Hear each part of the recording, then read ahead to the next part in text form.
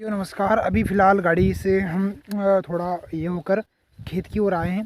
तो खेत में अब क्या हो रहा है, कपास की हार्वेस्टिंग स्टार्ट कर दिया है। तो फ़िलहाल अभी आज से मुहूर्त करते हैं।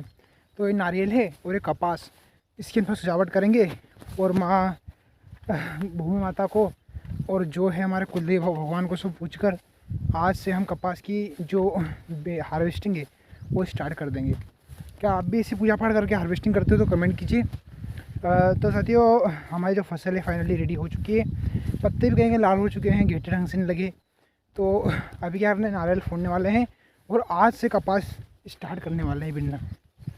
तो चलिए साथियों आगे बढ़ते हैं बिना किसी समय वेस्ट के। इस कारण आज दाना भरा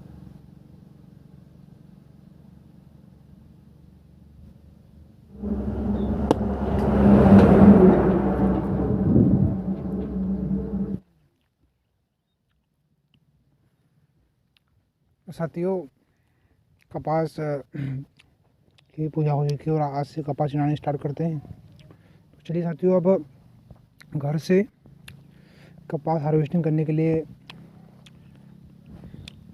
लाते हैं कुछ बॉन्ड और वो सब। चलिए आगे बढ़ते हैं। कि क्या हो रहा है कि आज 22 सितंबर है। तो साथियों आज कपास की हार्वेस्टिंग करते हैं क्योंकि मौसम भी एकदम पूरा ख़राब है और 2-3 दिनों से मतलब पानी नहीं गिर रहा था। तेज़ धूप के कारण जो कपास की जो घेटे होते हैं उसमें जो गूल फूट गए हैं। तो अभी गूल के बीनने के लिए हम नरमा कपास की चुगाई करेंगे, मतलब कपास को बीनेंगे। तो चलिए साथियों अभी तैयार होते हैं, रेडी होते हैं उस प्रकार से। जब लड़कियाँ कपास बीनता है तो उसी हिसाब से अभी सजते हैं। तो चलते हैं फिर कपास बीनने के लिए तैयार करते हैं। ये जो खोला होता है ना, इसको खोला बोलते हैं। इस प्रकार से शक्तिमान जैसा रेडी करना है, फिर नीचे से हमको इस प्रकार से उठाना है उल्टा।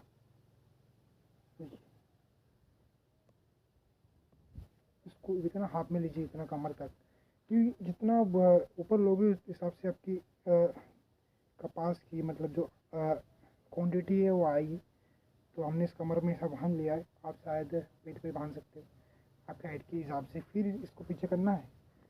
तो फिलहाल ये रेडी हो चुका है, देखिए सिंपल सा आप ऐसा चुगिए और इसके अंदर डालिए। फिलहाल देखिए,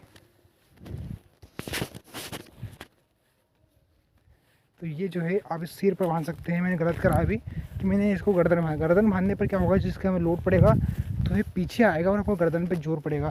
तो सिंपल से आपको इस पर सिर पे बांधना है। इसको छोड़कर मैंने गलती कर दिया। अब यहाँ गेप बचा है, इसमें आपको सीधे कपास की जो नरमा कपास है आपको बिनना है। ये देखिए इस प्रकार से चुकना पड़ता है। अब जो सूखे सूखे कपास है वही बीनूंगा आज में। फिर इसको क्या करना है, हमको अपने दो दो दोनों हाथ से फिर इसको अंदर ही जो होता है एक गेप बचेगा, इसके अंदर डालना है सिंपल सा। साथियों फिलहाल कहीं कहीं कपास फूटा है, तो कहीं कहीं मतलब घेटे जो कपास घेटे हैं वो फूटे नहीं है। साथियों कई लोग कहते हैं कि तो कपास खेती बाड़ी पे क्यों ध्यान देता है।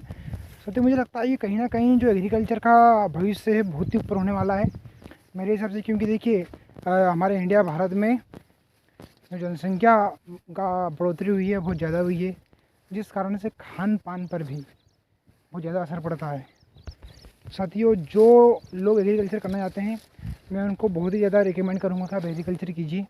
क्योंकि इसके अंदर जो फ्यूचर है बहुत ही ब्राइट होने वाला है। क्योंकि जिसके पास ज़्यादा ज़मीन होगी वो ज़्यादा खेती करेगा तो उसकी जो फसल का उत्पादन होगा वो बहुत शानदार रहेगा। तो फिलहाल क्या करते हैं, यहाँ से कपास चुगोई करते हैं। और कपास कहीं कहीं गिट्टे फूट रहे थे, कहीं कहीं नहीं फूट रहे इस कारण से क्योंकि कल बारिश हो रही थी। तो बारिश जब तक नहीं रुकती तब तक ऐसा ही हाल है कपासों का। चलिए आगे बढ़ते हैं। साथियों क्या हुआ कि जो 4-5 दिन से जो बारिश हो रही थी उस कारण से देखिए कपास जो है ना घेटे पूरे ख़राब हो चुके हैं। तो इस प्रकार के जो कट्टे होते हैं, इस प्रकार से कट्टे आ रहे हैं पूरे ख़राब कट्टे। जो गुल कपास होता है वो नहीं आ रहा है, खास जो गुल कपास होता है उसी का अच्छा भाव रहता है। और जो कट्टे होते हैं इनका भाव कम रहता है। पहली बात तो कट्टे कपास अब हो ही गए हैं तो इसको बीनना आवश्यक है। क्योंकि साथियों एक किसान कर्ज लेकर खेती करता है, एक किसान मेहनत कर कर किसानी करता है। एक किसान अपनी रकम गिरवी रख कर खेती करता है। तो एक किसान कुछ कहाँ कहाँ से क्या क्या करता है, उसके बावजूद भी कभी मौसम के कारण में फसल खराब हो जाती है, तो इसके जवाबदारी प्रकृति की है। तो फिलहाल अभी कबाब बिन रहा है, थोड़ी देर बाद हम घर की ओर जाएंगे, क्योंकि आज से मुहूर्त करा था। कल से हम धाड़किया लगा के कपास की जो चुगाई है वो करेंगे। सर जी आगे बढ़ो, आगे बढ़ते हैं।